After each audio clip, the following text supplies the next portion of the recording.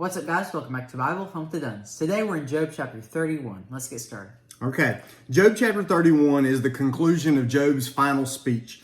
In this speech, Job is going to set up some hypothetical situations where he's letting people examine his life and to see if he's done the things that would have deserved him this level of punishment and judgment that he feels like he's getting. When Job is finished with this, he's not going to speak again till chapter 40, verse 3. So this is a big moment. He's laying it all out there. He says, let's look at every single area of my life, and I want you guys to tell me honestly what you see, and I'm going to tell you what I think. And so Job he's really going transparent here. Jax, what was your takeaway of this chapter? Okay, so my takeaway came from verses 13 through 15, and that says, "If I've dismissed the case of my male or female servants when they have made a complaint against me, what could I do when God stands up to judge? How should I answer him when he calls me to account? Did not the one who made me in the womb also make them? Did not the same God form us both?" And so basically what Job is saying there, he's saying that if the same God made all of us, then really we have no right to judge, and he's the only true judge. Because think about, so I'm going to use that old book, You Are Special, as an example. So all those little puppets, they're judging each other when they really have no right to judge because they didn't get a choice in how they were made or in how other people were made. The only people, the only person whose opinion really mattered, the only person who had the right to judge them was the guy who made them, because he's the guy who put them all together and he made them all special in their own way. All right. Jax is talking about a book called You Are Special. It's one that we read to preschoolers, and so I'm glad that stuck with you. It's a great book. It is a great book, and it's written by Max Lucado. If you haven't read it, you ought to get it. It's about little puppets called the Wemmicks, and they have a creator and a designer, and he really does love them. And so that's the purpose of the book. And the purpose of the book says, basically, if the same creator made them all, then they're all special. And they don't look to each other for validation. They look to their creator. By the way, a lot of good stuff in that book. What Job does as he invites the listeners to inspect his life is Job is saying that righteousness isn't just about the externals of a person's life. It's not just about what people see. Righteousness starts in the heart. And so it's not just about what you do, it's what you are.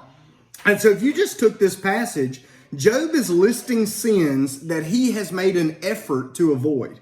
Sins like lying and adultery and mistreatment of his servants, oppressing the poor, greed, gloating over his enemies, misfortune, hiding his sins. One of the things I liked about Job is that he takes these passages in themes.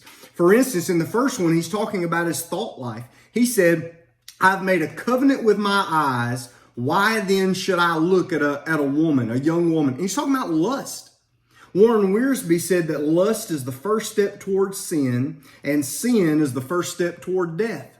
He said it begins with what we lust after, with what we watch. Well, then Job is going to talk about his business life. He talks about if he's dealt falsely, if he's had dishonest scales. Verses 9 through 12, he's talking about his faithfulness to his wife.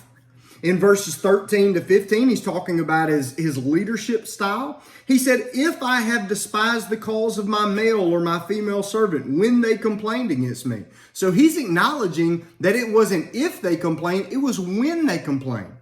Well, he said here that he didn't despise their cause, and he admits that it happened. What's that mean? It means that he not only heard, he listened, and he tried to settle their grievances fairly. I want you to also notice that when Job is talking about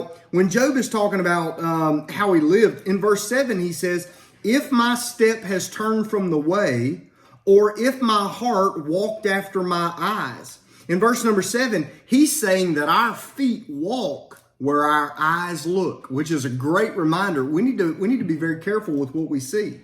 He's talking about how he's had compassion on those who were defenseless. In verse 16 through about 23, he said he's tried to treat orphans like they were his own children until they could get to a point where they were able to take care of themselves.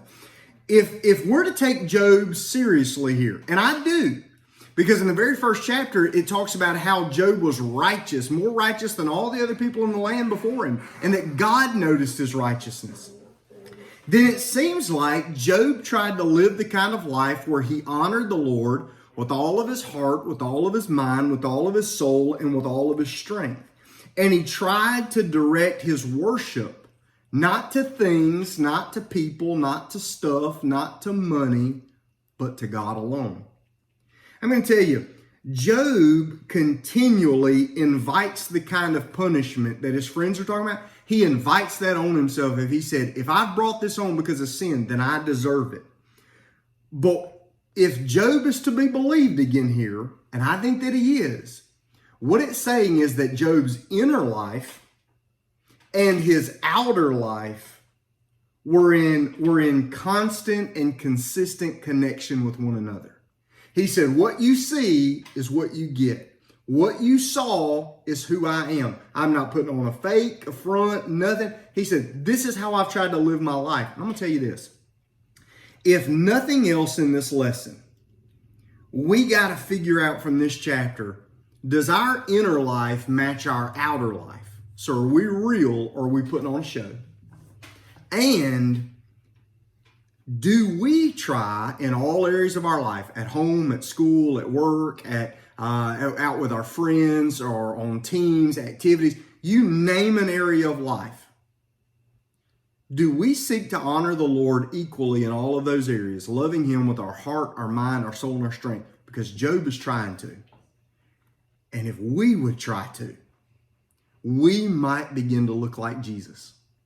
This is an invitation for us to look at our lives and to just decide, I want every area of my life to be compatible to Jesus.